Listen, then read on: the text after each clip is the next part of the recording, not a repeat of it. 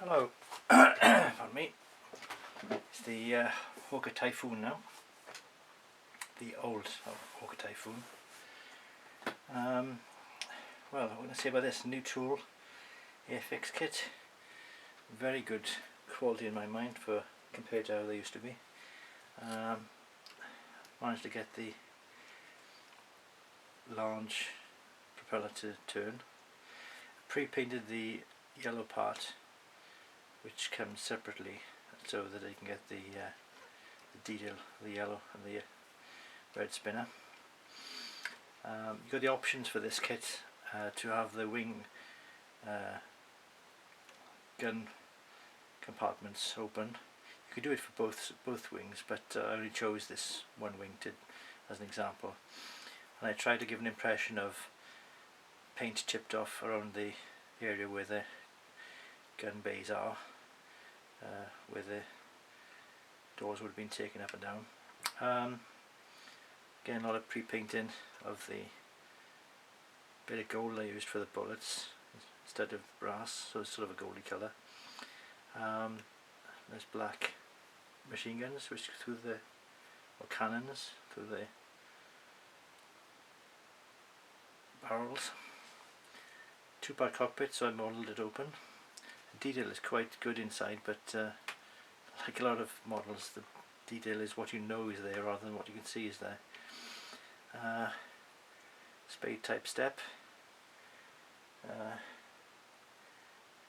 This particular green was which was called out on the kit is I think a better green than the old 30 Humbrol 30. It's more of a bronze green, which I think is more accurate. Different shape wing to the Tempest, and a little bit more in common with the Hurricane shape of the wing, but if you look at it on that angle, there's more of a curve in it. Nice wide Hawker undercarriage, and hard points for the bombs. Painted on the invasion stripes.